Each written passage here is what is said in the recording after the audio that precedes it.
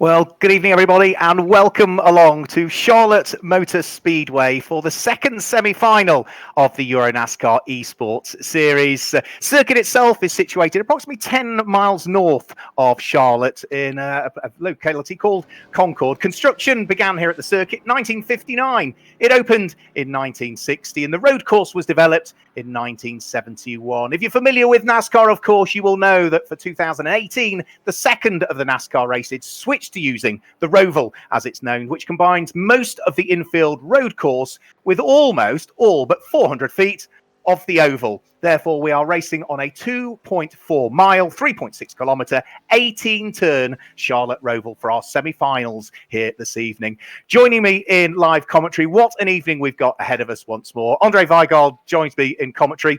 We're heading towards the tail end of the season. Mathematically, it could be one tonight. Realistically, it's going to go to the final round. Yeah, definitely. Thanks, Mark, for having me again. Last time, the last race, I was not available to commentate, but now I'm back. And I love the Charlotte Roval. We have seen two really exciting NASCAR Cup Series races in reality over the past 2 years. When I think about the finish with Ryan Blaney, Martin Truex Jr., and Jimmy Johnson in 2018, or the win by Chase Elliott in 2019 after he hit the barrier in the first corner of the track. So we have seen some fascinating racing on this track, and I think in the virtual world we will see again side-by-side battles all over the place, and some exciting racing on front. As you said, the championship game is on. Everybody has to maximize their results, and I think, like you said, we will see the decision for the first ever EuroNASCAR Esports Series title in 2 weeks at the Circuit Zolder. So yeah, this will be a very important round, but I think not the decision in the championship, like you said. Yeah, the main thing is drivers have to get out of their heats, get into the finals. That's what carries the championship points. It is Loris Hazemans that leads the championship on the moment on 197 points. You can see just how close it is, though, because Andre Castro, the American, is right behind him, with Tobias Dauenhauer completing 2 of the Hendricks cars inside the top 3, and Lasse Sorensen, the second of the 2 DF1 cars, not that far away either. We're going to bring in our first guest of this evening before we then start to head towards the latter stages of free practice and then on to the important part of qualifying. It's the CEO of EuroNASCAR, Jerome Galpin, joins me first of all as my first guest in the commentary box. Jerome, the world is beginning to return to the track for real shortly, and we'll finally get the 2020 EuroNASCAR Series underway, restarting the season at Vallelunga. Everybody is raring to go.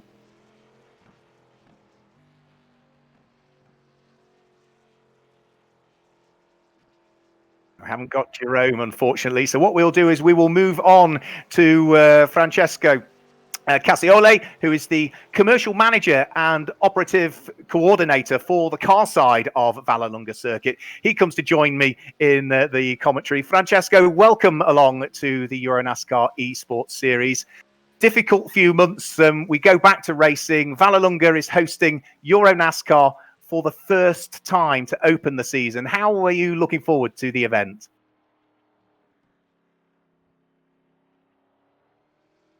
Thank you for your welcome. We was waiting, and we are waiting for this racing weekend that we will have in September with a lot of enthusiasm. For sure, the NASCAR weekend is a racing activity very attractive for the big public of Rome. But at today's date in Italy, we are not so confident to have the possibility to have public on grandstands, in the paddock, in the starting grid, and so on. But in these weeks, we are working really hard to do our best in 2020. But we are really looking forward to 2021 and 2022 to have the real big event that we call American Festival of Rome. The NASCAR Whelen Euro Series teams have already been testing at your track, the likes of Feedvic Racing. I know earlier on this week, Jacques Villeneuve, Patrick Lamaré, Alessandro Brigatti, Simon Balat were all out there. And the feedback they gave our team was that they really love the track and they think that it suits the Euro NASCARs pretty well. So what do you think are the strong points of Vallelunga, and what can we expect when the drivers go there? Really so happy. Vallelunga is a very technical racetrack.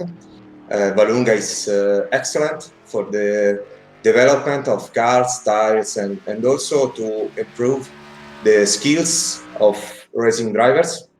It is also loved by high experienced drivers because it's very good of training in all situations that they can find in the different racetracks in the worldwide. At the same time, Vallelunga is also very amazing. A really nice layout with fast strokes and also a part really slow. And this part must be driven by racing drivers. During the race, intelligence, experience, and also strategy are fundamental to make very exciting races. And the races normally can be seen by public directly from the grandstands, because from grandstands you can see a lot of our circuit. And so we hope to see again really soon public on grandstands. We would like to have again Vallelunga totally full of public. We will happy to see public again really soon in Vallelunga. Well, thank you for joining us in the commentary box, Francesco Cassiole, commercial manager and operative coordinator for the car department of Vallelunga. We can't wait to be there. It's a new circuit I'll be adding to my list. So thank you for joining us here in the commentary, Francesco, and enjoy the racing this evening that we'll have for you virtually. Thank you. There we go. So we've spoken about Vallelunga. It's the first time that we visited that circuit in Italy, but let's look back at some of the highlights when we went to Franciacorta for the championship round in 2019.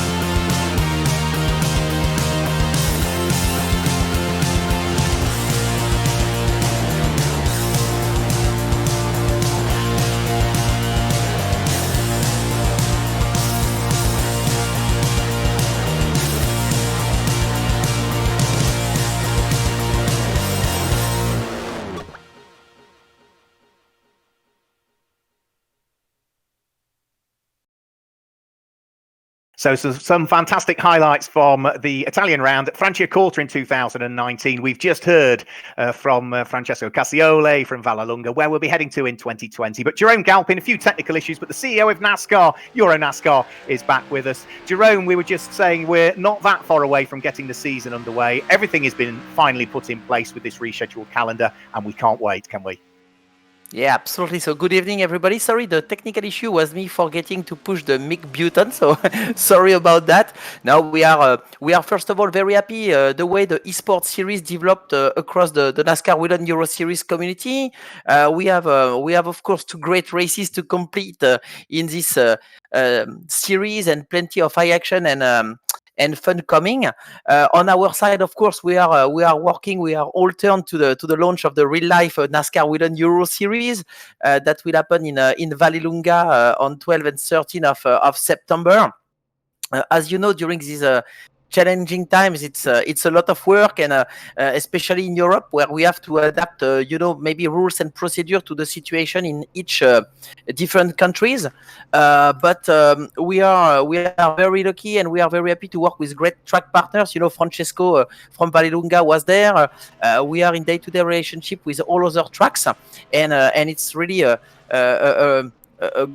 pleasure to work with them and in a friendly and constructive atmosphere. So that's really cool. We also benefit of the huge expertise and experience of NASCAR in the USA. They get back racing very soon and months ago. So they have a lot of experience with rules and procedure that can apply during this situation. So we have plenty of experience and calls and meetings and web meetings to exchange about this and to prepare to get back racing. So basically, everything will be all set, and we just can't wait to be back on track to meet again with our friends from teams and all the drivers. So next step for us will be in July, where we will organize the first EuroNASCAR summer camp. It will be in the end of July, on July 29 and 30. So we'll make an announcement very soon. So keep an eye on the EuroNASCAR socials and website. You will know more soon about that. But next step is testing on end of July, summer camp, and then back to racing in September. We can't wait, Jerome. We better leave it there. We might bring you back in later on for another chat, because heat number 1 is about to get underway. Qualifying has already happened. Andre Weigel continues to join me in commentary. Pole position for Andre Castro. That is now pole at the last 3 events that we've had. Indianapolis, Brands Hatch on the Grand Prix circuit, and here on the Roval at Charlotte. Yes, Andre Castro is definitely on fire. We see it also in the overall standings. He's just 4 points behind Loris Hesemans, who's leading the championship right now with 179 points in the pockets. And I think Loris Hesemans will also start in the first heat from sixth position. We have something special today. We only have 2 heats. We have no heat 3 and no last chance qualifier, because we are in the middle of the summer. A lot of drivers are now focusing in getting prepared for the real EuroNASCAR series. We heard it from Jerome Gopin that the series will start in September. We have something like a summer camp before, so everybody's preparing to get ready for the real stuff again. So we have a little bit less attendance here today with the drivers. So we have 2 heats. Everybody goes to the final. So in the end, the heat races will just determine who's going to be on what starting position. Absolutely. It's not just the drivers. I noticed there's a lot of the team members aren't around this evening. The likes of Roy Hendricks is busy preparing the team, Hendricks Motorsport, because he runs it. The likes of Luca Caniore, who is right at the sharp end of what Cal Racing do in the NASCAR Whelen Euro Series. He's not here this evening. So it's just that knock-on effect of everybody preparing for the start of the season.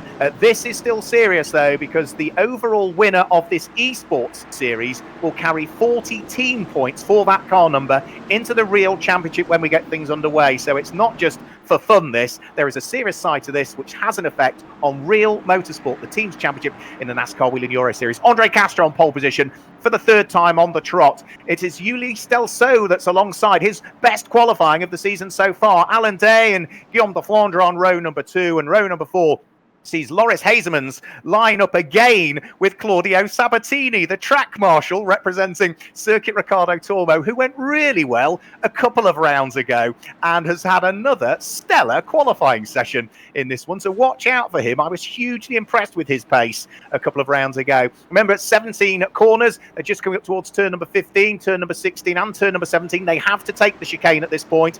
The pace truck will peel off into the pit lane. Each one of the heats is 10 minutes. Then it will be a 30-minute final race for this evening on this 2.4 mile Charlotte Roval. The safety car is just bringing them round the final part of the banking. Well, heading round through turn number 13, turn number 14. We have seen Andre Castro so far this year claim 5 victories, whether it be in heats, the last chance race, or the main race. Jeffrey Ruffin has also had 5 overall wins so far. Mikkel Smiddel, who's not out, has had 4, and Lassie Sorensen has had 3. Those are the big winners. Anybody else is down on either 0 wins or just a single win. The red lights are about to go out. It's so difficult to try and stay in 2x2 order through that final final chicane. And understandably, Andre Castro gets the jump over Ulysse Delceau as they head up into the tight turn number 1, which is the left-hander. From then it's over the brow at turn number 2, and then starting to break downhill as they head into the full infield section for the right-hander at turn number 3. Andre Castro leads from Ulysse Delceau in second place. Alan Day running in third place. He lies 6th in the championship standings and has had some 3 wins so far this season. Guillaume de Flandre, who's had 3 wins as well, sits there in 4th place. And would you believe it, our track marshal from Valencia, which is Sabatini, has got the jump on the reigning EuroNASCAR Pro champion, Loris Hazemans. How's that for a start for the track marshal from Valencia? However, he's just been overtaken as I say it. Fantastic stuff. Everybody safely through the first couple of corners, Andre. They will all be hugely mindful that it's the second of our semi-finals. Again, it's double points. And in this one, either way, with the number of entries you've got, you will still get into the final race, which carries the championship points. Yeah, yes, right. I think everybody has a little bit of less tension right now. Everybody is going to the final. Everybody knows there are good points on the line. So I think that there's no getting out of the final on this round in this semi-final is a little bit better for the nerves of the drivers. So we saw a very calm start, but in the heats we always saw calm starts. It was more the last chance qualifier and the final race that were a little bit more chaotic. But Andre Castro is doing what he's done the whole season long. He's incredibly fast, building a gap to Ulysse Delceau, who's extremely under pressure by Alan Day. He is under pressure from Alan Day. Alan Day is having a look up the inside there. Ulysse Delceau gives him enough room. Alan Day is now up the inside at the next corner, but Ulysse Delceau still braves it out because he knows he's got the advantage through the next left-hander. Alan Day using all of the curbs, knocking the cones out of position as well, as they then head back off the infield section and back onto the oval section again at turn number 8. We also saw briefly contact between Henry Tourmala and Chris Lehmann, who is the marketing and driver representative for Marco Stiep Motorsport. It pitched Chris into a spin where he damaged the front of the car on the wall. I think Henry Tourmala, largely though, the Scandinavian, got away with it. As for the battle for second place, well, Ulysse Delceau for the moment has fended off the aspirations of double former champion Alan Day. That has dropped Alan Day a little bit further away from the Frenchman and has now started to put him in the clutches of Guillaume de Flandre. For 7th position, Brian Cruels is looking to try and squeeze his way through and past the car that's been driven so well by Claudio Sabatini again. The Circuit Ricardo Tormo Fordzilla Ford is just ahead of the Brax Racing machine as the two of them again go bumper to bumper onto the infield section of it, round through turn number 2, onto the brakes at turn number 3. Can Cruels squeeze his way through? No. Good driving by Sabatini still means that the Spaniard lies just ahead of the Belgian behind the wheel of the Brax Racing Ford. And who's behind those? It's going to be Nave Talor, isn't it, for the next of the cars that's running through there. The Solaris Motorsport car in the hands of the Israeli driver, sitting there in 8th position. But the fights are on all the way through the order, apart from Andre Castro, who just seems to be sort of gapping everybody now. He's pulled away, Andre, to the tune of heading towards 2.5 seconds. Yeah, I think he's taken advantage from the fight between Ulysse Delceau and Alan Day. And Ulysse Delceau is doing a good job. He's very solid in this EuroNASCAR Esports Series.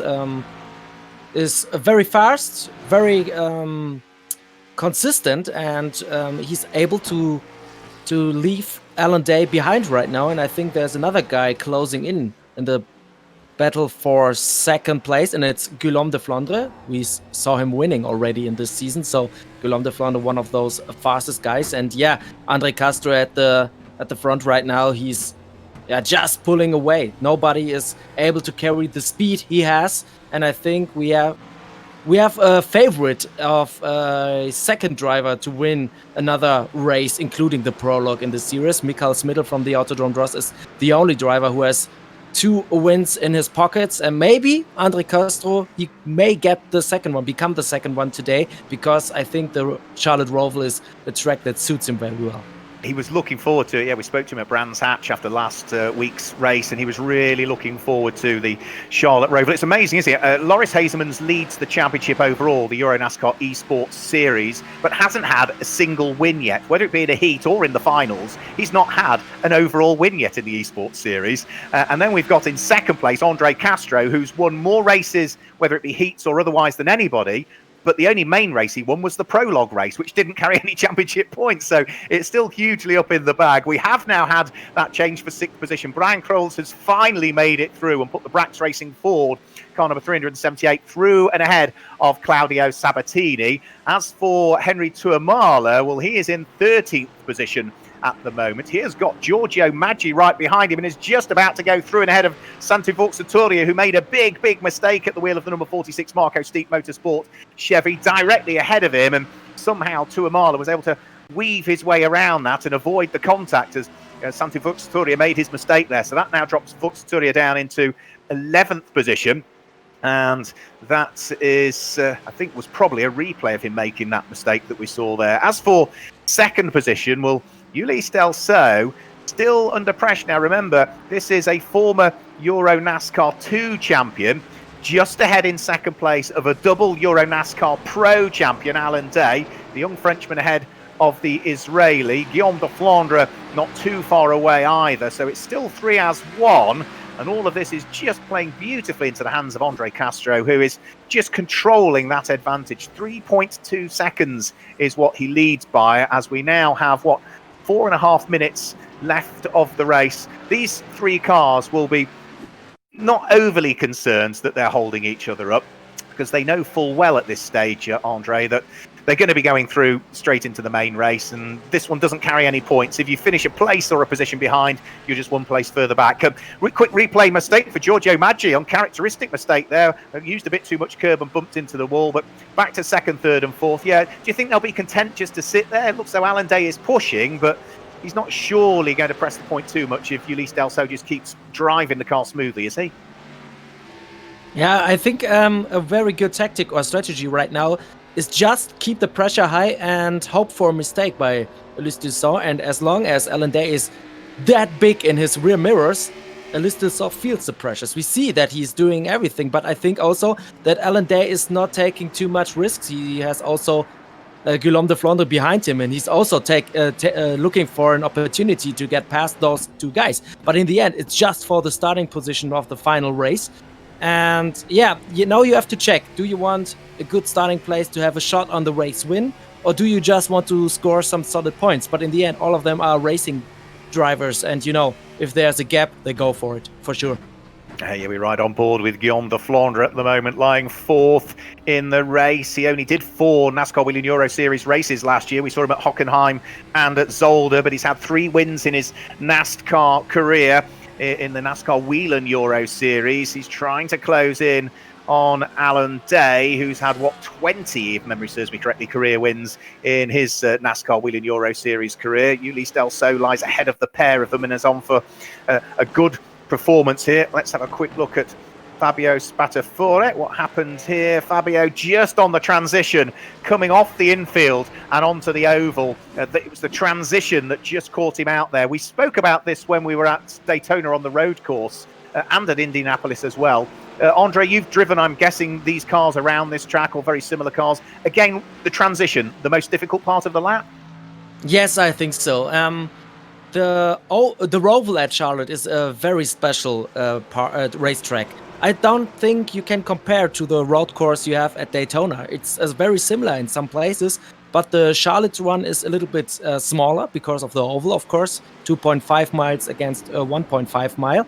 And then you have this hammer form infield section, and that's very technical. You have to be very precise. And I think a lot of NASCAR drivers said it's like having an intermediate oval mixed with a road course, mixed with a short track, because this inner loop you have, this hammer form, is like Martinsville or something like this. So you have to be very good at short track ovals, at a 1.5 mile oval, and on road courses. So the guy who has the best abilities to adapt to those 3 kinds of NASCAR racing is on the front, and we see it's Andre Castro right now. But I think Ulysse Delso, Alan Day and de Flandre are doing a very good job too. And we have seen it in 2018. Never say something before the end of the line. When Jimmy Johnson hit Martin Truex Jr., both spun out, Ryan Blaney won the race. And then there was Kyle Larson getting through the line with a totally damaged car.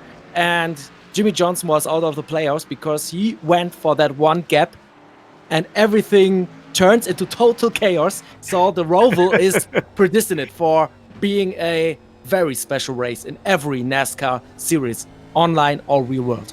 It really, holds a very special place, doesn't it, in the heart of many, many NASCAR drivers and fans. And Andre Castro is now on his final lap of this first of just 2 heats this evening that we've got. And this will see him head towards pole position for the final race, as long as he's neat and tidy through the final couple of corners, accelerates his way back up onto the banked section of the circuit. So out of turn number 12, the bus stop, up towards turn 13 and turn 14 on this road course. And once he's come off the banking, he then just needs to make sure he nails the final turns 15, 16 and 17, which he's just flicking his way through now. Andre Castro on for yet another win. That makes it 6 wins if we include the ones at the prologue week of racing, which means that now he has scored more race victories in the EuroNASCAR Esports Series than anybody else. Ulysse Delceau finishes in second place, by far his best result of the season so far. Alan Day in third, Fred Gabion side by side, locking up all of the brakes, bouncing over the curbs as he tried to take Nave Talor, and as a result of that, Fred Gabion then was, I think, overtaken by Alain Muscaron. So as they head over the start-finish line, that all rather got closer. The Frenchman just anchored up everything as he knew he'd got his braking point wrong, and no doubt flat spotted those tyres towards the end. It was a mistake.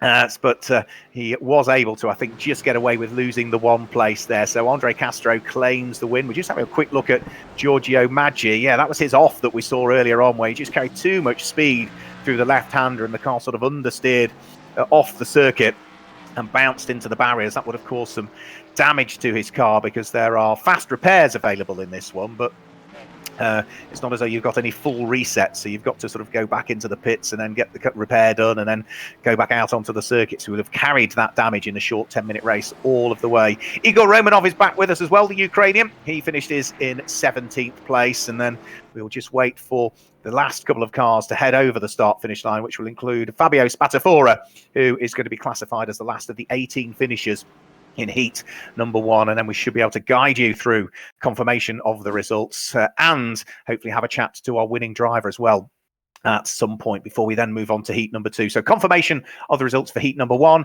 It's a win for Andre Castro, his 6th of the Esports Series season so far. Ulysse Delceau finishes in second place, but 4.6 seconds adrift, and Alan Day completed the podium. Guillaume de Flandre, Loris Hazemans and Brian Crowells completed the top 6, with Claudio Sabatini doing another good job for Circuit Ricardo Tormo in 7th place, Nave Talor in 8th, Alain Muscaron in 9th, and Fred Gabion dropping to 10th at the very final corner. Henry Tuamala, Santa Vauxhall-Touria, Chris Lyman, Martin Kramers and Giorgio Maggi complete the top 15, with Yevgeny Sokolovsky, Igor Romanov and Fabio Spatafora completing the last of the runners. So that gives you the full 18 cars that we saw in heat number 1.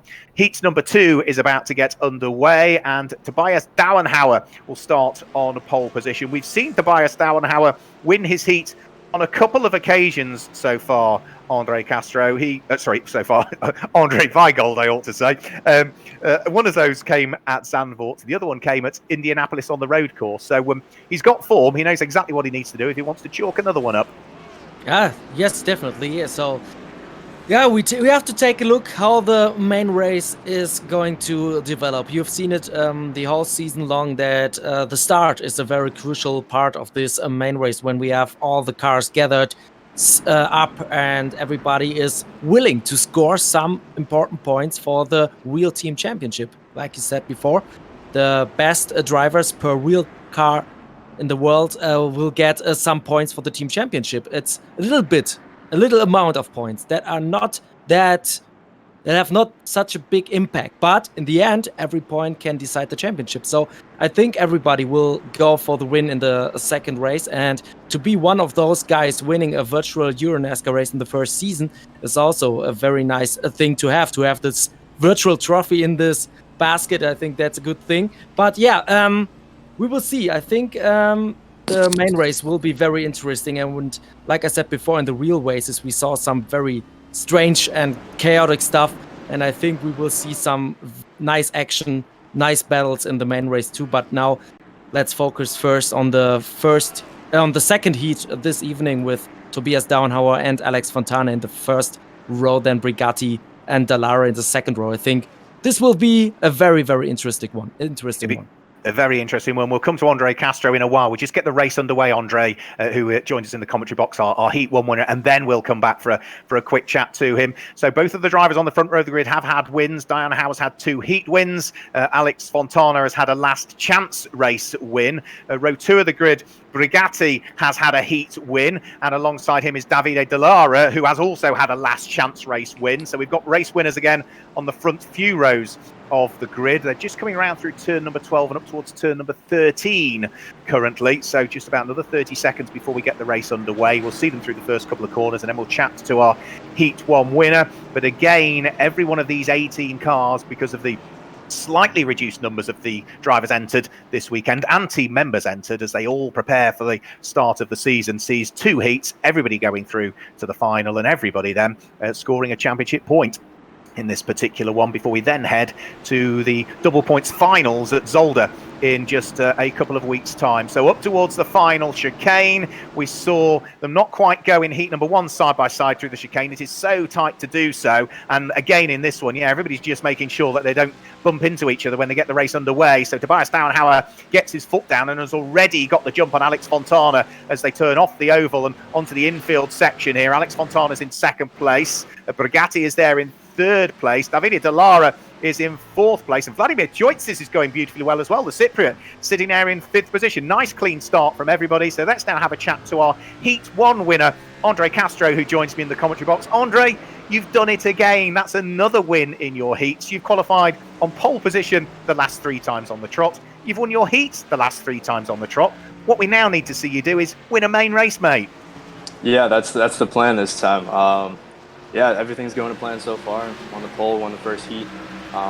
Seems like the rhythm around this track has been pretty good for me recently. So yeah, looking forward to carrying that into the final. It's a very intense level of focus you got to have here to not hit any of the walls. You know, it's kind of like a street circuit for NASCAR or something like Monaco for these cars, which is really tough with low grip and with really heavy stock cars and 900 horsepower. So yeah, it's a lot of fun.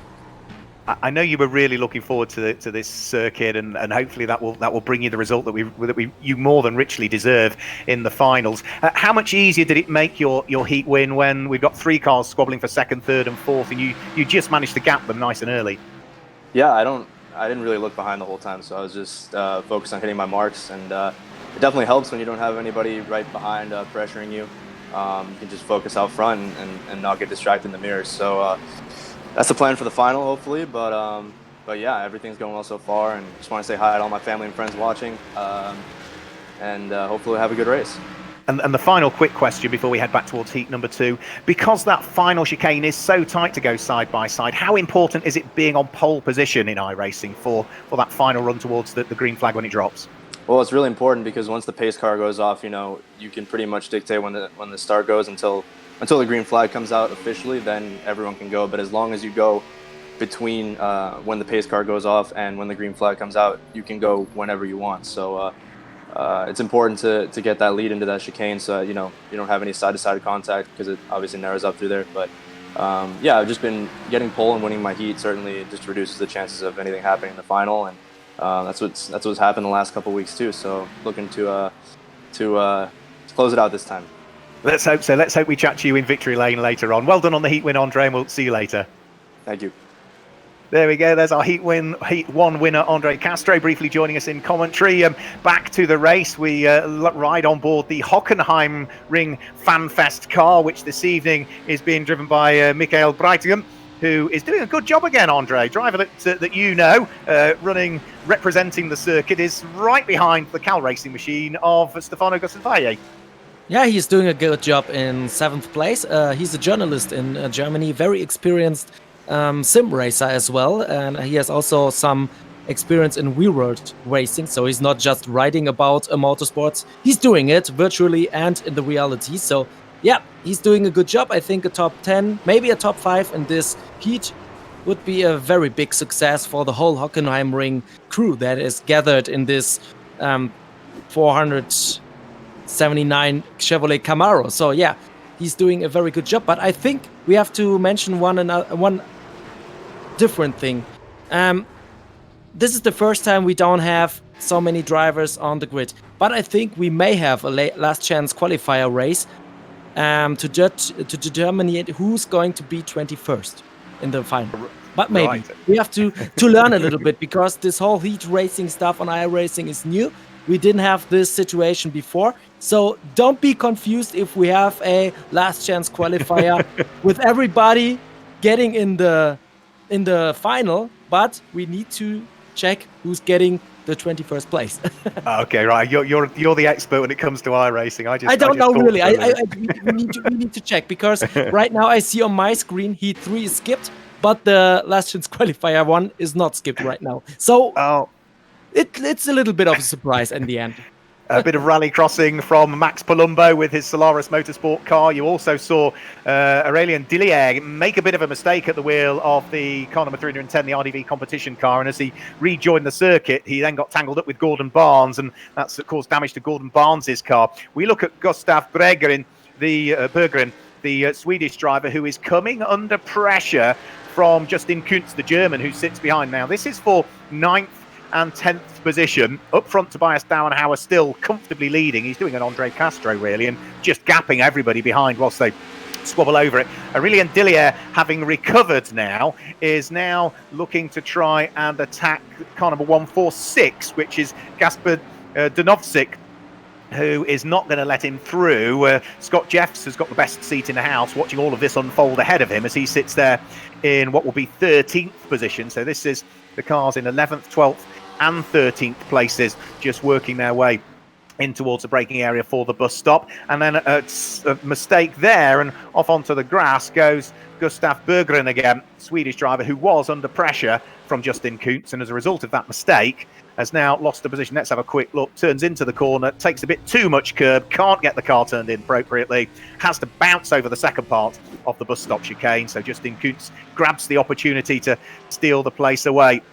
And more changes here again by the look of things, as Scott Jeffs is side by side with Aurélien Dillier. Is he going to be able to gain the place? He's looking to try and grab the position, but no such opportunity. So Dillier just able to hang on to the place. So the Brax Chevy still, for the moment, has to be satisfied with 13th position, because he can't quite get himself ahead of the Toyota. It's two Fords out front at the moment, two Chevys in second, two Fords out front, Chevys in third and fourth, another Ford in fifth, and then it's Chevy's 6th through to 11th place. Aurélien Dillier is one of only two Toyotas we've got in this heat, and we're now heading towards the final 3 and a bit minutes, and Tobias Dauenhauer has done exactly what we thought he might do. He's just managed to gap everybody behind, hasn't he? Yes, he's doing a great job, and he's taking advantage from the pole position like Andre Castro. And he said it before in the interview, it's very important to dictate the pace in the starting procedure, and you can gain a big advantage when you have a good start. And Tobias Dauenhauer had one of those good starts, and now is leading the race with a big margin on Fontana and Brigatti and Dallara. Who's also doing a good job is Tozzi's in the 101 car. He's in 5th right now. Gustav Viglia in 6th. Bräutigam still in 7th. So, yeah, everybody has taken their positions. But I think in the midfield, there are a lot of nice battles going on. Justin Kuntz did 1 or 2 great overtakes during this race. I saw one on Dillier in the early stages. So, yeah, it's an interesting race right now. But I think as long as Tobias Dauenhauer is not doing any mistakes at the front, he's going to win this one, as we have only 2 minutes left. But it's a tricky track, so mistakes can occur anytime. And when commentators tell people that there may be a mistake, there's a high chance that there is a mistake. Yes, yeah, the commentator's curse. We don't want it to strike. Certainly not for Tobias Dauenhauer. He's done all of the hard work pulling away from this car here. Alex Fontana, who still resides there in 2nd place at the moment, but hasn't pulled massively away from Alessandro Brigatti, who sits behind at this stage. So it's still the 42 racing car ahead of the first of the Feed Victor racing cars. Now, we did mention earlier on when we were chatting to Alessandro from Vallelunga circuit that we have seen Brigatti and Feed Vict Racing out testing at Vallelunga just this last few weeks or so. So they'll be hugely keen to return to the circuit again for real if they can. Back on board with Michael Breitagum, who is looking to try and put Stefano Gustavaglia under pressure, looking to try and close in. But again, as they head off the infield section, back up onto the banked part of the circuit, accelerating out of turn number 8. Speeds build up towards turn number 9. They're hitting nearly 160 miles per hour through the banked section of the circuit before they then back onto the brakes in towards turn number 11 and turn number 12, the bus stop that was introduced into this infield section not that long ago. Gustavai gets a little bit squirrely coming out of it, running car number 388. So he's one of the team member cars because it starts with a 3.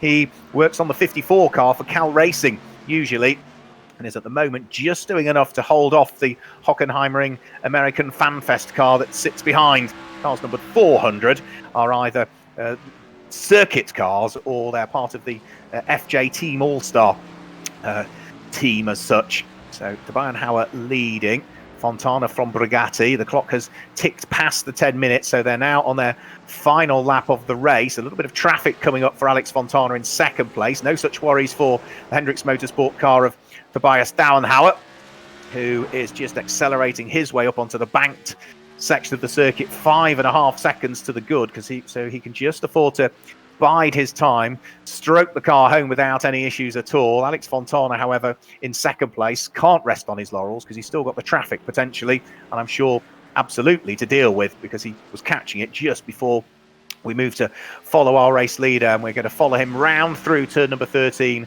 up towards turn number 14 and then onto the little kink at 15 before the tight right-hander at 16, the tight left-hander at 17. That's the chicane, and that's all that Tobias Dauenhauer now has to do to come through and claim what for him is his 3rd heat victory of the season. A heat win at Zandvoort, heat win at Indianapolis on the road course, and now a heat win here at Charlotte on the Roval for him. Alex Fontana finishes in second place, just ahead of Alessandro Brigatti, who's there in 3rd place. Davide Dallara is there in 4th place. Who's going to finish in 5th place? It's Vladimir Choitsis that finishes in 5th place, and Gustavai does just hold off the Hockenheimring car for 6th and 7th places. Advait Dioda finishes in 8th place, Justin Kuntz in 9th, and with a few little issues along the way, Gustav Berggren will complete the top 10.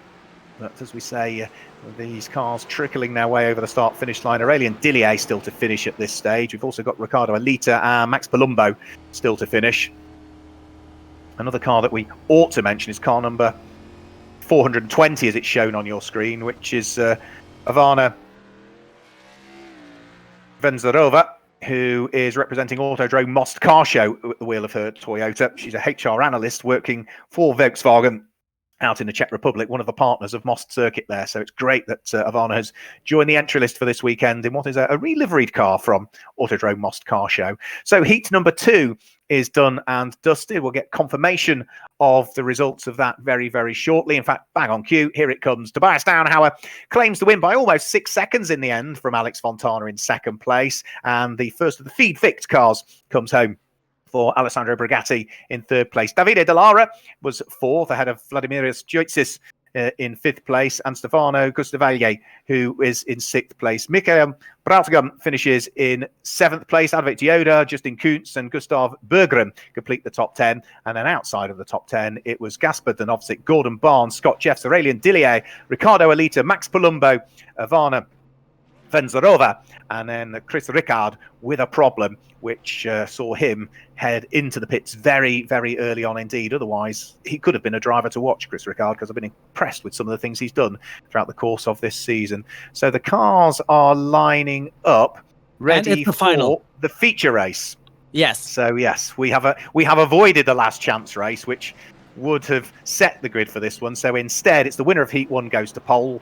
The driver that finished second, in Heat 1 will line up 3rd. The driver that was 3rd in Heat 1 will line up 5th. So it's Heat 1 that take the the odd numbers in reality. Heat 2 take the even numbers. So Castro and Dauenhauer the Heat 1 and Heat 2 winners respectively line up on the front row of the grid. Loris Hazemans, our championship leader, lies 8th on the grid. Now, mathematically, Hazemans just 4 points ahead of Andre Castro in the championship, 19 points ahead of Tobias Dauenhauer. Lasse Sorensen, is he even in the entry list here this evening? Not seen much of him, no. Lasse Sorensen, 4th in the championship, not out. Brian Krell's 5th in the championship, is racing. And Alan Day, 6th in the championship, is racing. So if they can have a good run, Brian Krells and Alan Day, they will still be in touch with Loris Hazemans. But Loris Hazemans, Andre Castro have had the consistency so far this season. They seem to have, whilst there's been incidents and accidents, they've largely either been in the right place at the right time to avoid it, or have just sort of swerved their way around it when it's happened, Andre. Sorry, I missed the last sentence. I was just saying that Loris Hazemans and Andre Castro have, if there's been incidents and accidents, they've been in the right place at the right time to avoid it, or have managed to swerve their way around it in most occasions. No, we've lost him again. So we're getting no response from Andre. We will bring him back in as and when. Might be just rebooting a few things at his end there. So lost all sound. Now let me just check at my end. So the producer might just confirm in my ear that my audio is going out, which would be useful. So I'm assuming Stefano can. So I'm okay. It's at Andre's end where he'll need to work on his audio to try and work out what the issue is. We'll get the race underway. Now, remember, this is a 30-minute race. Now, this is where also tyres come into consideration, because if you work the tyres a bit too hard, and there's quite a few twisty sections here at the Roval at Zolder, where you can either overload the fronts and overheat them, overheat the brakes as well into the heavy braking areas. Of course, you've got quite a few slow corners, which then, accelerating your way out, you can start to make the rear tyres overwork. So tyre preservation could be something that comes into play here over the course of a 30-minute race. Andre Castro, Tobias Dauenhauer, row number 1. Ulysse Delso, Alessandro Brigatti, row number 2. Alan Day, Davide Dallara, row number 3. Guillaume de Flandre, Vladimir Stjoitsis, row number 4. Loris Hazemans, Stefano Gustavalle, row number 5. And row number 6, just to give you that one, Brian Krauls, who is right up there in the championship standings, lying 5th, has alongside him Michael Brautigan. So that is the order of the first few rows, and as we get the race underway now, understandably, it's another good start from Andre Castro, who is looking to try and break everybody early on. We're following the car that sits there in 4th place at the minute, Alan Day, a double former NASCAR Whelen Euro Series champion, having won the championship back in 2017-2018. It's all looking rather tight further down through the order by the look of things, but everybody, I think, has safely made it for the first few corners. They're 3 wide heading into some of the corners, and somehow Michael Brautigan avoided making contact with the cars that were both drivers left and drivers right, so he was able to continue, but that all looked rather close there. There's already a bit of damage, though, to the tail end of Alessandro Brigatti's car, which has dropped him well and truly down through the order from his starting position. Vladimir Stjoitsis gets a bump as well. That's spun around Nave Talor, who might get collected here, and he does. He gets collected by 2 or 3 cars that were unsighted as they were accelerating their way from the transition, but that was no fault of Nave Talor's, really. I think he was knocked into a spin. I think Fred Gabion's also involved as well in that one, so he'll be dropping well and truly down through the order, but several cars already sporting damage. No such worries, though, for Andre Castro, who leads the race, uses all of the curbs, bounces the car up onto 2 wheels, both through the right-hander and through the left-hander as well, leading by 3/4 of a second from Tobias Dauenhauer in 2nd position. 3rd at the moment is Ulysse Delso. Alan Day sits there in 4th position. Guillaume de Flandres and the championship leader, Loris Hazemans, down in 6th position the way things currently stand.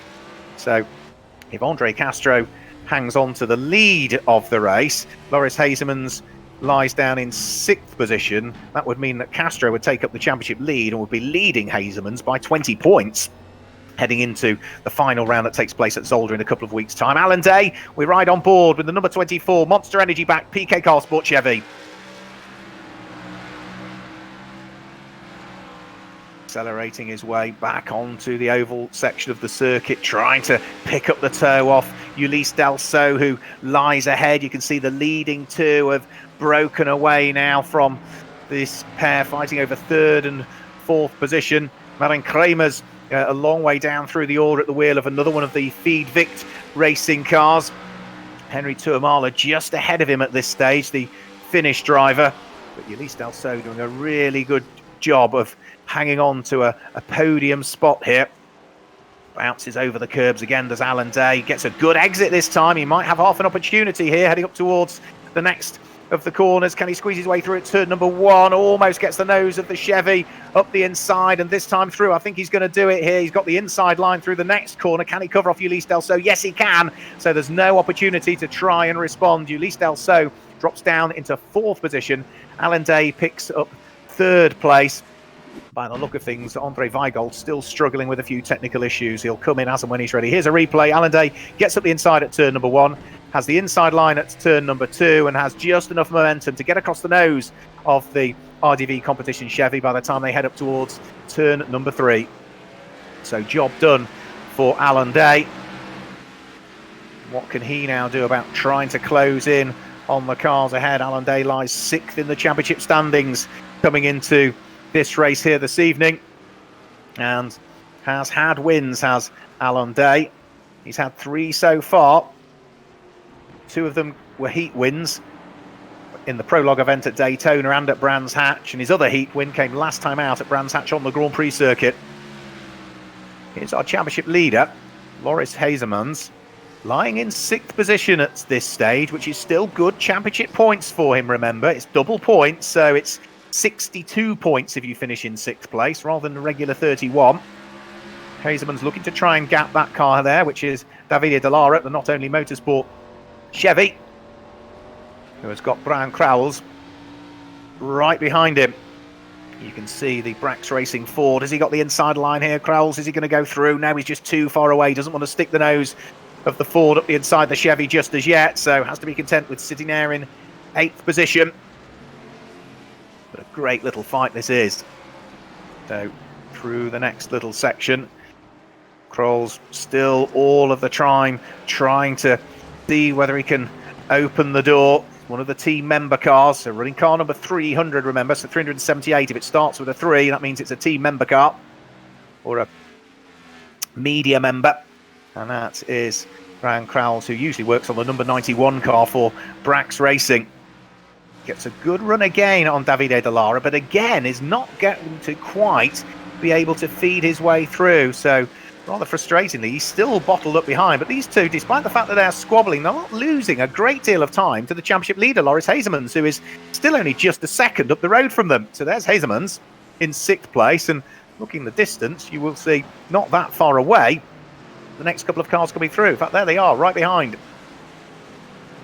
Back to 3rd place again, Alan Day. Let's have a quick replay. Fred Gabillon with problems and lots of smoke coming from the back end of the RDV competition Toyota. He got tangled up in that incident with Nave Talor and now joins an ever-increasing list of cars that sit there in the pit lane, including Vladimir Tioitsis, who was going really well, and he's now also sitting in the pit lane, as is Stefano Gustavalle.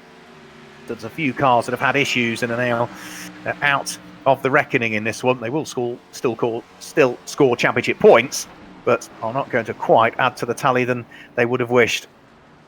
Gasper Danovsik using all of the circuit limits again once more. He did that a couple of times in heat number 2 and just still seems to not quite get the breaking point right. Back to the fight for what is 6th and 7th place. Davide Dallara, the Chevy, looking back at the Brax Racing Ford of Brian Crowells. Onto the brakes, in towards the chicane where Crowells uses all of the red and white curb, avoids the sausage curb.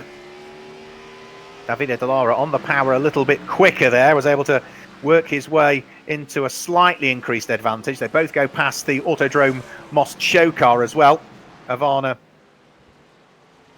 Venzarova staying neatly out of the way. She goes a lap down. This is one of the closest of the battles that we've got at the sharp end at this stage. Just 0.3 of a second between this pair, fighting over 7th and 8th in the race. 60 points for 7th place, 58 points for 8th place. And all of the time, Andre Castro out front and leading by what is now 1.8 seconds he leads by. So it's all beautifully going to plan again for the American. Ulysse Delceau, former EuroNASCAR 2 champion, the Frenchman sitting there in 4th place. Here is our race leader, Andre Castro. Remember, he did win a race overall, but that was the prologue event at Daytona on the road course, so no championship points were available for him. He won that race, arguably with a bump and run on the final lap, which helped his cause. Alan Day was less impressed with what went on there on the infield section of the Daytona road course, but Andre Castro has kept his nose fairly clean ever since, and Krauls has made it through. Right, finally it's all paid off. He's got himself through and ahead of Davide De Lara. Davide De Lara also lights the rears up coming out of turn number 11 and 12, which has dropped the Italian ever more back away now from the Belgian Brian Krauls. And we might just be able to get a replay of exactly what happened there. Let's have a quick look. Yeah, just a neat overtake as he squeezed his way through going into one of the bus stop chicanes. Ulysse Delceau in 4th position, since being passed by Alain Day, has just ever more dropped away and is now beginning to fall into the clutches of Guillaume de Flandre, who sits there in 5th position. We ride on board with the Belgian driver, his RDV competition teammate, sitting just ahead at this stage. They won't want to bump into each other. They're both racing for the same team. In terms of the championship standings, well, Guillaume de Flandre comes into this race lying 21st in the championship standings. Didn't do all of the rounds, Guillaume de Flandre. Ulysse Delceau is 9th in the championship standings. So if team orders count, and each of the teams do have their own radios to be able to communicate to each other, team orders would suggest leave Ulysse ahead. He might be the slower car perhaps at this stage because he has got caught by de Flandre and dropped ever more away from Alan Day, but championship points, every single one or two of them, could be important. 9.5 minutes of the race completed at this stage. Traffic now starting to be an issue. Alan Day has caught a little bit of traffic in 3rd place, which might just allow Ulysse Delceau and Guillaume de Flandre to begin to close in, and Alan Day is still bottled up behind the traffic heading up in towards turn number 1. He gives one of them a nudge and spins it round, and then that makes contact with Guillaume de Flandre. Well, that was all to do with the back marker traffic there. De Flandre quickly hooks the gear, gets the car pointing in the right direction, but he's going to lose out to Loris Hazemans. He's going to go through. The championship leader picks up a place, and therefore that's an extra couple of points. And that was all to do with traffic just not getting out of the way of the leaders coming through. Let's have a quick look. Alan Day, yes, 2 cars busy battling ahead of him, and as he looks to try and squeeze his way through and past one of them heading up towards turn number 1, again, they just didn't get out of the way. They bounced over the curbs. It was car number 89, which is Fabio Spatafora, I think, who then got knocked sideways by the Monster Energy Chevy of Alan Day. And as a result of that, as Spatafora went sideways, he spun back round again and made contact with Guillaume de Flandre. But to be fair, the traffic should have moved out of the way and made it a lot easier for the front runners to get through.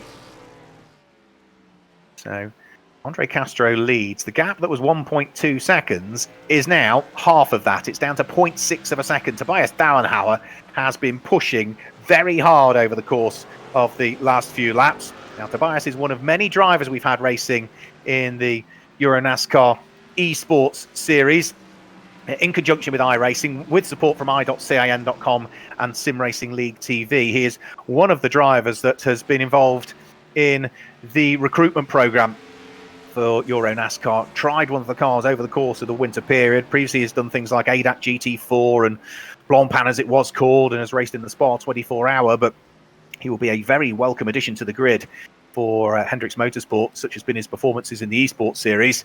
He is ahead of this car here, Alan Day, who sits there in 3rd position. Giorgio Maggi, the runner-up in EuroNASCAR 2 from last year, is having a bit of a torrid time of it. Down in 15th place, Henry Tuamala, and that's Alain Muscaron, both ahead of him. So Muscaron, the white car with the light blue to it, sitting there in 13th. Henry Tuamala, the white car, but with the darker blue flashes to it, sitting there in 14th. And Giorgio Maggi, the runner-up in the EuroNASCAR 2 Championship, behind them both at this stage. So there go all three. 13th, 14th, 15th position. Speeds all begin to build again. All of them having had good seasons last year as well. Muscaron managed to stitch up the Elite Club Championship, as it was called, last year. Henry Tuamala managed to win the Challenger Championship, finishing 15th overall in the series, but he was the Challenger champion for the older drivers in the championship last year. And of course, Giorgio Maggi was at the tail end of that field, was the runner-up in the EuroNASCAR 2. Now, De Flandre, since being tipped into the spin, is carrying a bit of damage to his car, which means that he has now not just lost out to Loris Hazemans, he's also lost out to Brian Krauwels. Let's have a quick look at another replay. Alan Day, here it is, on board with Alan Day. You can see the traffic ahead needs to get out of the way, really, and Fabio Spatafore just not bothering. Up towards turn number 1, Alan Day, you can still see eases off the brakes. Spatafore jumps over the curbs directly ahead of the back marker. Alan Day keeps his foot in, makes contact, light contact on what was already an unsettled car, but I'm sorry, traffic should have known that the front runners were coming through and should have made it a lot easier, particularly when you're scrapping with your own teammate. So now here comes Guillaume de Flandre for the second time now, about to get past Davide Dallara. You see, yeah, that is 4th position now.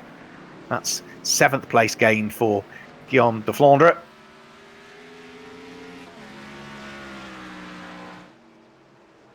Up to 7th. Davide Dallara down into 8th position.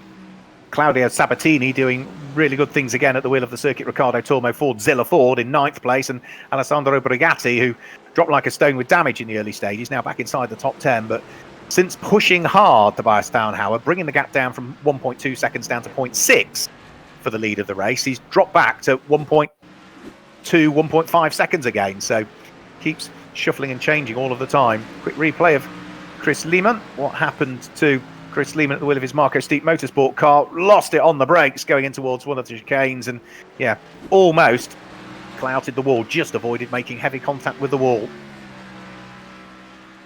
So Andre Weigold, I still think, just trying to sort out his technical issues. He'll come in as and when he's managed to resolve them. We still have over the half of the race to go, so there's plenty of time for him to resolve those technical issues that he's having at his end at this stage. As we look back at our race leader, Andre Castro, leading by 1.8 seconds now. The charge from Tobias Stauenhauer was as hard as he could push to bring the gap down, and whether as a result of pushing, the tyres have gone off, and maybe the back markers have had a part to play in it as well. But Tobias, you could still see working hard there. The tail end of the car after he hit the curb started to get a little bit unsettled, particularly through the transition as well, as he went off the infield section back onto the oval. Traffic ahead for Andre Castro, which he deals with without too much trouble. So there's still a back marker between the car we ride on board with and the race leader, who is just up the road. Stauenhauer in the straight line is able to squeeze his way through and past the traffic, which means that the gap first to second has just come down again a shade by 0.4 of a second through that traffic. Another quick look at a replay of Alain Muscaron is this, who's going to make a mistake ahead of us. Now this is where the two parts of the infield section run together with each other, and didn't quite see what was going on there with Alain Muscaron, so we'll come back to that perhaps a little bit later. Now, yeah, right, so let's have a quick look. Now, Henry Tuamala is going back up through the order. Guillaume de Flandre has gone down through the order and has got lots of damage to his front end. So that was perhaps, yeah, that was perhaps the replay that we were trying to get there. The fact that Guillaume de Flandre has got tangled up, maybe with Alain Muscaron, and that's what's caused damage, and severe damage as well, to the front end of his car, Guillaume de Flandre. So you can see the whole bonnet missing off the car now, and that is going to drop him well and truly down through the order. And that is also going to have hampered Alain Muscaron's run as well, because he's now dropped down into 15th position. The gainer out of that was Henry Tuamala, who's now moved up to 11th place, and up to 12th place now comes car number 277, which is Gustav Berggren. So the Flandre leads. We have got 13 minutes of the race to go, and hopefully now Andre Weigold has managed to sort his technical issues and rejoins us in commentary. Yeah, I think so. It's not perfect right now, but I can understand you. I have the sound back. I don't know what caused the troubles. I've done everything to reboot the whole setup, but yeah, hopefully it works right now. So I missed half of the race. I have seen nothing. So Andre Castro is leading, okay, and Tobias Dauenhauer is second, Dale third, Del So is fourth, and then we have Hazeman. So again, we have two Hendrix Motorsports drivers in the top 5 with Hazemans and Dauenhauer, and Andre Castro in the lead, and yes, a big gap between him and Hazemans. So maybe we see a lead change in the overall standings, because they are just separated by 4 points, and with double points on the line, I think Andre Castro may be the new championship leader after this race when he's getting it to the finish line. Yeah, he's getting it to the finish line because the traffic has had a part to play in this one. Tobias Dauenhauer was 1.2 seconds adrift. This is for you, Andre. Now you're back in commentary. He brought the gap down to 0.6. And as soon as he'd done that, a bit of traffic and maybe overworking the tyres means that he's dropped the gap again. Now, there's damage to the front end of Alan Day's car now that wasn't there earlier on. We saw him get tangled up with Fabio Spatafore, the backmarker, who didn't get out of the way. When he pitched Spatafore into a spin, Spatafore then made contact with what was Guillaume de Flandre and put de Flandre into a spin whilst they were all battling. So the traffic's coming into play again now by the look of things. And Alan Day, I'm guessing, will tread fairly gingerly through the traffic, which again is not exactly making it easy for him. It seems as though not only motorsports have driven some fairly wide cars here as quicker cars have been trying to come through, but it's really up to the quick cars to find their way through. But when they've been two abreast on occasions and not necessarily squabbling for positions, you'd have thought they'd just blend out the throttle and allow the quicker cars to come through, but hasn't been the case. And Alan Day is going to have to carry that damage now for another 11 minutes, with 19 minutes having gone. Ulysse Del So working his way through a bit of traffic as well. When you get damage to the front end of these cars around this kind of circuit, how much does it hamper your ability to go as quick as you could do previously? I think it's a very big disadvantage for Alan Day, because first of all, you have the aero damage, of course. You have the long straights on the oval parts, and I bet he's losing power too, because when you have such damage on the front, the radiator may be damaged, the engine may be damaged. So I bet he's not able to get all the power out of his V8 engine right now. But we see that Alan Day is still able to lap some traffic, guys. So he's still fast enough to hold in third. But I bet an unexperienced race car driver in the sim racing world would have big problems right now. But Alan Day is managing well. But now he has to take a little bit to take a look at the temperatures too, because water temperature, oil temperature, and stuff like this could be rising up with the damage like he has on the front of his car. So we have to take a look if the engine is really holding for another 10 minutes, because yeah, it's not easy to manage temperatures on a track like that without losing a lot of pace. We're looking at Aurélien Dillier at the moment, who sits there in 16th position. He's got Alex Fontana behind him. That Ford of Alex Fontana has dropped a long, long way through the order. The driver that's really doing amazing things in this one, I don't know what happened to him in qualifying, but up to 6th position now. Marin Kremers, in fact, now up to 5th. Up to 6th place. Oh no, 7th. They're jumping around all over the place at the moment. 7th position, Marin Kremers, has gained 20 positions from his starting position. So at the moment, he's on for the extra 8 championship points for gaining the most places, subject to official confirmation. But that's a good run through the order. I suspect some of that caused by cars around him having had problems. Quick replay, Aurélien Dillier is ahead of Alex Fontana. And as they head through the right-hander, yeah, Dillier runs a little bit wide. We saw him do that in one of the earlier heats. Alex Fontana tries to get the nose of the Ford up the inside at the next corner, and the Toyota just turns straight across the nose. And Alex Fontana, I think, had to get on the brakes there to avoid contact between the pair of them. Back to our race leader. Andre Castro now leads by 5.6 seconds from Tobias Dauenhauer, who is safely past the traffic now, so can clearly see the race leader up the road, albeit disappearing ever more into the distance. Alan Day is still there in 3rd place, carrying that damage, but has got a couple of back marker cars between himself and Ulysse Del So, who sits there in 4th place, who looks to have no damage at all on his RTV competition Chevy at this stage. So Ulysse Del So on for good points. That will help him clamber up from what is currently 9th in the championship standings. And I think I'd be right in saying this would be his first overall podium in one of the main races in what's been a tough season for him. Traffic staying out of the way neatly there as well for Ulysse Del So. That is sensible driving there from, I think, Max Palumbo, who got out of the way, and Ivana Benzarova, who has been lapped for the second time now, but is still doing a good job representing Autodrome Most, the Volkswagen employee from the Czech Republic. So Ulysse Dalsault very much on his own now in 4th place. He's lost time to Alan Day as a result of the traffic, and he's going to get caught if he's not careful by Loris Hazemans. Just having a quick look, last time through, Ulysse Dalsault 1 minute 24.9, Loris Hazemans 1 minute 24.4. Yeah, so the gap came down by half a second. So Loris Hazemans, the championship leader, will keep pushing. 7 minutes still to go. He knows at this stage, if things stay the way that they are, that he's going to lose the championship lead to Andre Castro. But it's still going to mean that it's going to be rather close heading into the final championship round at Zolder, Andre. Yes, it's going to be a very close final race at Circuit Zolder, a track everybody in the NASCAR Whelen Euro Series knows very well, as we had our season final in the last couple of years at this Belgish track with a lot of tradition and historic. When you take a look at the Formula One races that were held there, DTM races and stuff like that. So, and also the EuroNASCAR is a big part of the history of Circuit Zolder right now, and to be there in the virtual to celebrate the final race of the EuroNASCAR Esports Series is something very special.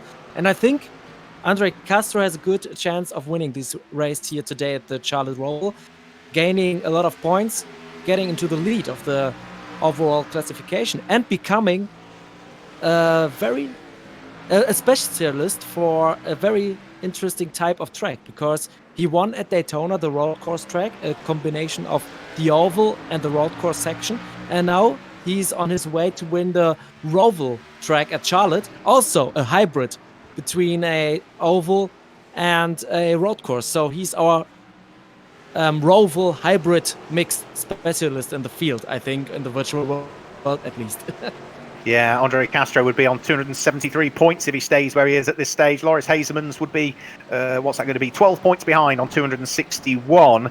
Tobias Dauenhauer would move up to 248. So it would all start to look rather close at this stage. And Alan Day, if he finishes 3rd, he would end up on 224. So it would still be within his grasp if he had a good one and others around him had a bad one at Zolder to maybe lift the EuroNASCAR Esports Series crown, of course, in conjunction with iRacing, with support from i.can.com and Sim Racing League TV as well. So I think we might be having a quick look at another replay possibly of what happened to Stefano Gustavei. Let's just have a quick look, and here we go. No, back to Tobias Dauenhauer we go. Couldn't quite see the replay there. Who sits there in 2nd place, Dauenhauer, and won his heat, added another victory, but it's looking as though he's going to have to give second best here to Andre Castro. Andre Castro potentially on for his 2nd main race win, but his 1st one that actually counts towards the championship, because the previous one, as I said, was on the prologue and won as a result of a bump and run on the final lap, which Alan Day was at the receiving end of. And whilst there were no championship points up for grabs, Alan was perhaps less impressed than Andre Castro was. I haven't seen the favour returned as yet. Alan Day did say it was coming at one point. Oh dear, there's lots and lots of damage, unfortunately, to Ivana Benzarova and the Autodrome Most car show car, which has had a bit of an incident somewhere as it comes over the start-finish line, and it's going to have to head surely into retirement now. In 15th position, Alain Muscaron is managing to hold off Aurélien Dillier because he damaged the front end of Muscaron's car following a problem that he had earlier on. This is a battle for 15th and 16th position, but we've now only got 3.5 minutes to go, and with a 6.5 second lead, Andre Castro is surely Andre Weigold just going to drive at the pace that he's happy with, make sure he takes that extra split second to get past the back markers, and then finally he's going to win a main race that carries championship points. Yes, I'm sure he's clearly the favorite in this race. He just have to get those 3 minutes left on the clock behind him and then finish cross the finish line to get his first official championship win. And I think what we see right now is Andre Castro, Loris Hazemans, Lasse Sørensen, those guys are dominating the EuroNASCAR Esports Series. Hendrix Motorsports is doing a great job. TF1 Racing is doing a great job. And I'm really curious if they can get this momentum they gained in the virtual world also in the real world, because, yes, of course, EuroNASCAR will start its 2020 season very soon in September 12 and 13 at the NASCAR GP Italy with the Autodromo di Vallelunga. It's the first time the NASCAR Whelen Euro Series will visit that track. Afterwards, in October 3rd to 4th, we will visit the circuit Zolder at Belgium. Then we will head to Germany with the October race 17th and 18th at the Hockenheim Ring. Then we have in November, the 14th and 15th November, the race at the Autodrom Most in the Czech Republic. And then the final race, 5th and 6th December at the circuit Ricardo Tormo at Valencia. So I love this virtual racing. We saw a lot of great stuff going on, but I'm really looking forward for the wheel thing to start very, very soon. But I'm very curious if they can get this momentum over to the real world and get those drivers at the front in their category when we have the EuroNASCAR Pro and EuroNASCAR 2 back on track. So that's what I'm very curious of, if they get this transition, real world, virtual world, and if they can take any advantage out of it, gaining a lot of momentum here right now. I was thinking exactly the same thing earlier on today. You know, you look at some of the performances that have been put in the virtual world, and I'm looking forward to seeing some of these drivers out there and seeing what they can do. My video footage has gone very, very laggy over the last couple of minutes, so I apologise. We've got just under 60 seconds to go. Andre Castro still leading from Tobias Downhauer and Alan Day as we look at Ulysse Delso, who sits there in 4th place. Back to the race leader once more, who is now going to be onto his final lap, because it takes about a minute and 19 seconds to do a lap, and there was less than that when Andre Castro came over the start-finish line. We spoke to him at the end of his Heat 1 win.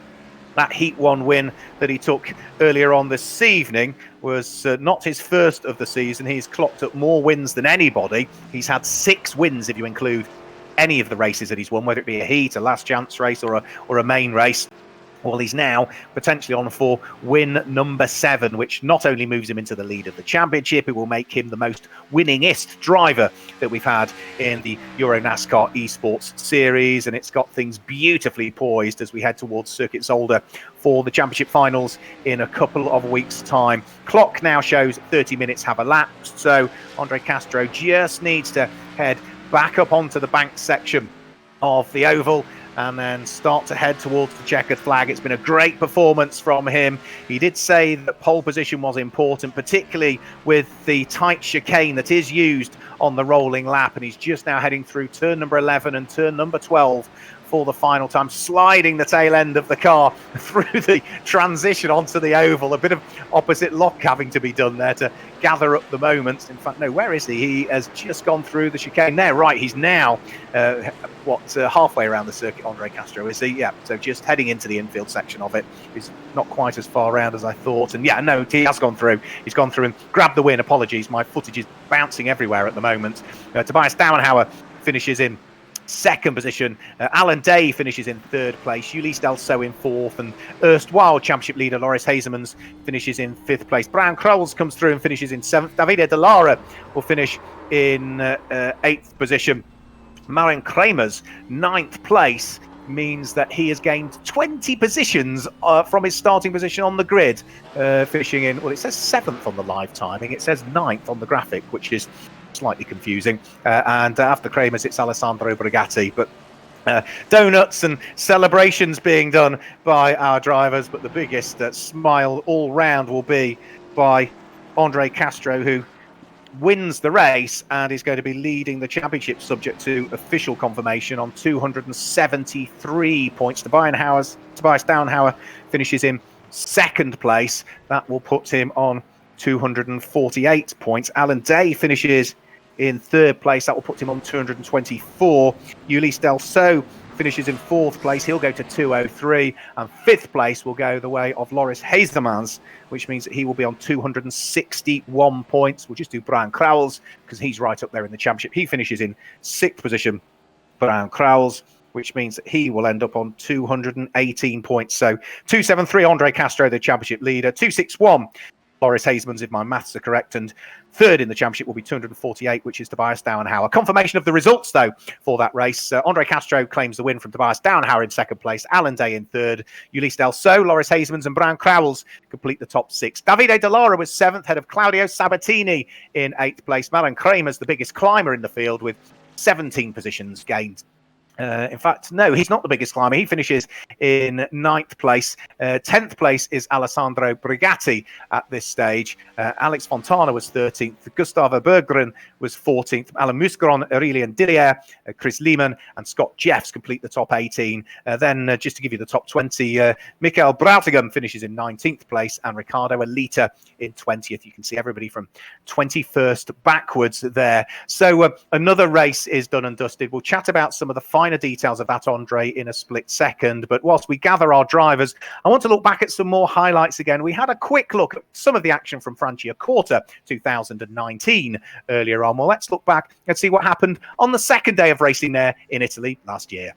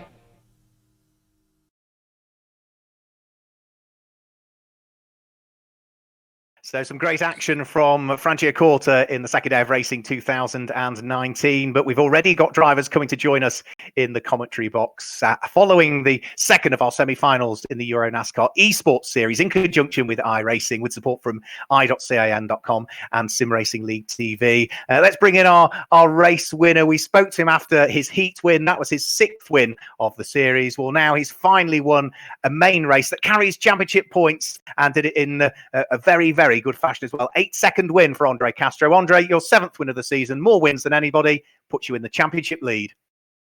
Yeah, feels really good. That was a challenging race at times with the lap traffic, but it was just all about staying focused and staying in a rhythm. And yeah, it ended up working out for us. So really, really glad about that. And yeah, really glad to bring it home for my family and friends for Whelen. Always glad to represent them and DF1 Racing, great post everybody that helps me out and everyone that supports me. So it's really fun to put on a performance like that for them. You look at what you've done this season, and as you know, consistency is what wins championships. And we had the big one at Watkins Glen, of which you and many, many other drivers were involved. But other than that, you seem to have sort of avoided the troubles, largely because you've started it in qualifying and then gone well in the heats to stay at the sharp end. 12-point lead heading into the finals. What's your thoughts on Zolder? Yeah, I like Zolder. I've been racing there, on iRacing for quite a while, and I think as long as I have the same mentality going in, I think we got a good chance to win it. So it's good to go in with the points lead, and yeah, about the big one actually at Watkins Glen, it was important that at the end of the first lap, I think I was 29th or 30th, and then somehow miraculously I got hit like 7 times, but my car was still running. I was about a second or two off the pace, but I managed to pick up some spots, and that was a big deal. Instead of blowing my engine and having to retire from that race, I could just kind of keep on going with a really damaged car and gain some positions. So that was really important. And then every other race has just been sort of doing the best I can, and it's gone relatively smoothly. So really happy with that.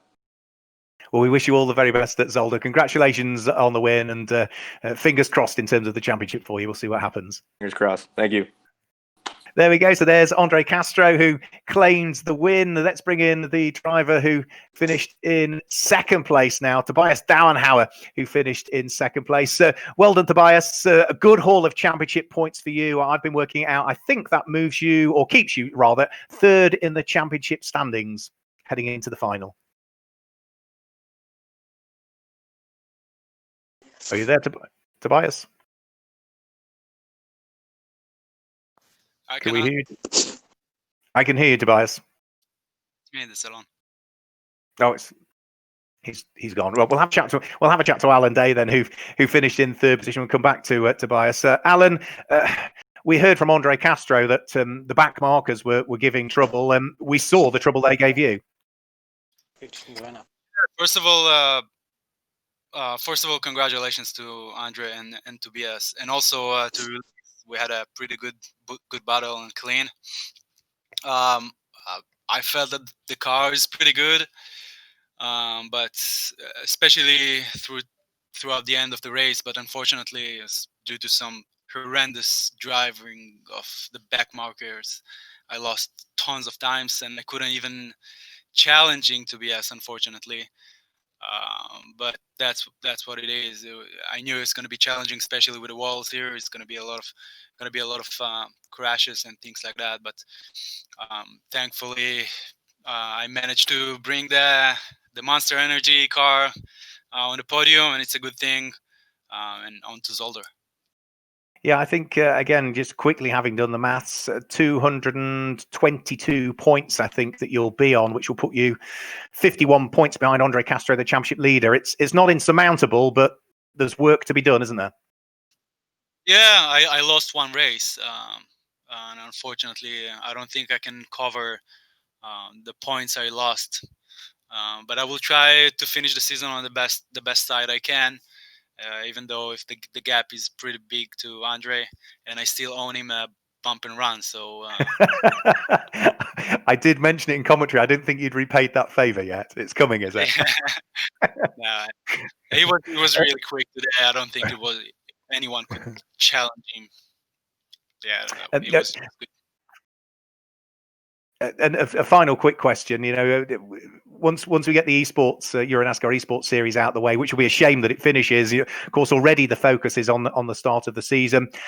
You're with a new team this year. You're in the 24 for PK Car Sports in their Chevrolet, looking to try and equal Ander Villarino's 3 times a champion. You're a double champion. Can you do it this year? If I can do it, I'm pretty sure I can do it. Yeah, but. As every championship I won or every championship I raced in, it requires a lot of effort and a lot of time and a lot of energy to put into that. And this season is going to be extremely challenging, especially with the new tight schedule that we have. But I'm pretty sure that the history of PK Car Sports is well known. And I hope the package will be good and we can bring the Monster Energy 24 car to the top step of the podium, and hopefully to bring another ring for me and for the team. Well, very well done this evening, Al, and congratulations. We'll see you, Zolder, in a couple of weeks' time. Well done. Thank you very much, Mark. Thank you. My pleasure. And then hopefully let's go back to Tobias Dauenhauer, who still joins us in live commentary. Hopefully we can now grab a quick word with the driver who finished in second place. Tobias, are you there? Yeah, I'm here. Sorry, I had internet issues. Sorry. Not a problem at all, my friend. Not a problem at all. Well done. Congratulations. You won your heat earlier on, and you were trying to stay with Andre Castro, but second place is good championship points. Keeps you third in the championship standings. Yeah, it's good for the championship. I get a lot of points. I had a bit of bad luck by overtaking the lap cars, but I'm still happy with the race. Congrats to Alan and Andre. They did a fantastic job. And I'm happy with the second place. It's been again another solid season for you, hasn't it? You look at what you've done, Hendricks Motorsport generally with Loris Hazemans and yourself and Jeffrey Ruffin. It's been a virtual, very good season.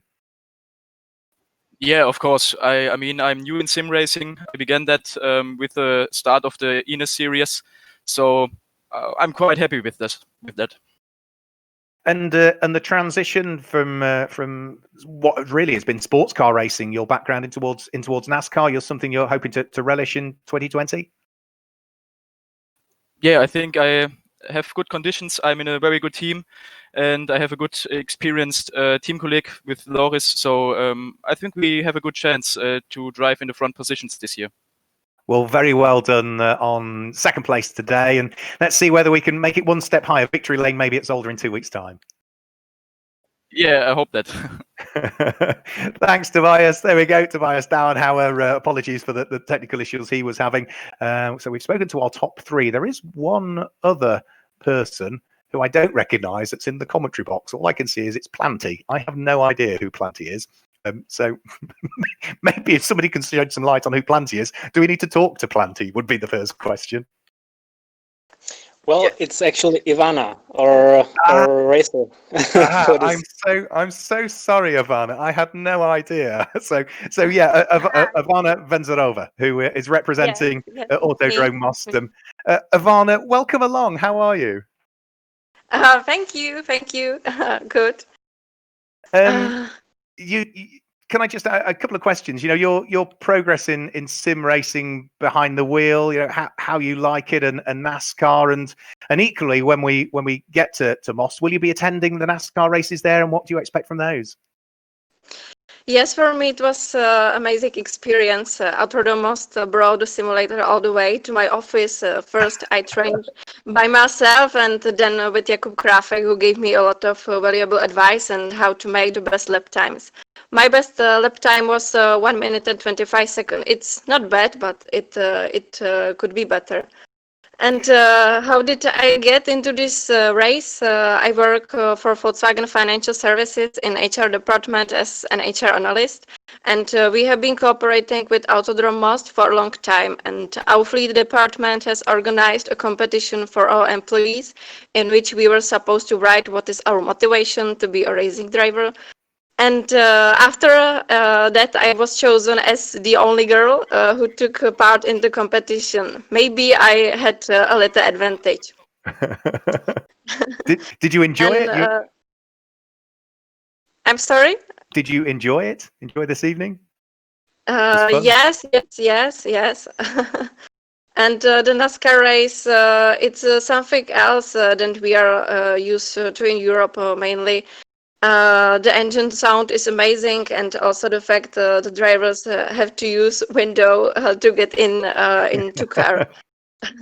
I hope that I can go to the NASCAR race in Most, because it's a unique opportunity to see this kind of racing in Central Europe, and I expect close and exciting racing.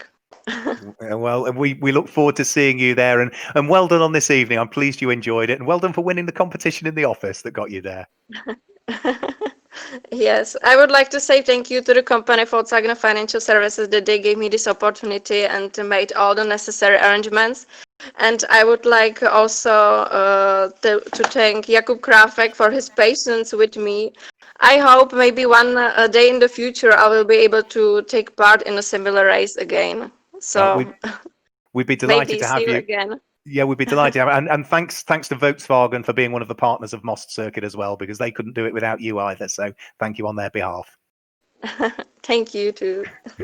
There we go. So there was Planty was all that I saw. So that was Ivana Venzarova, who was representing not just Volkswagen Financial Services we heard, but more importantly Autodrome Most Car Show, and those two organisations that work really closely together, as we do with all of our circuit partners as well.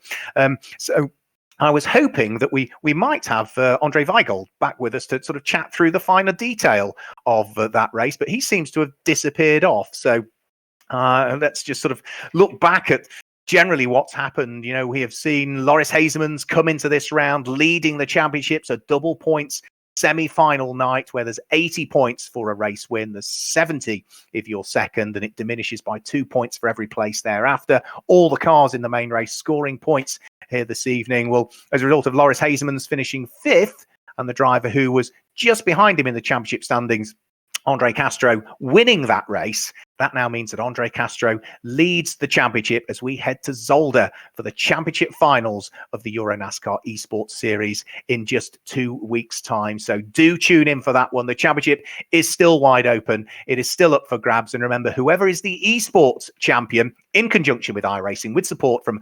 i.cin.com and Sim Racing League, that driver will carry 40 team championship points into the real NASCAR Whelen Euro Series when we get things underway, as we've been hearing, at Vallelunga in just about 10 weeks' time. So from all of the EuroNASCAR Esports team here, myself, Mark Werrell, Andre Weigold, Stefano, who's been acting as the producer all season and doing a wonderful job. Join us in 2 weeks' time when we head to Circuit Zolder for the finals. Until then, goodbye.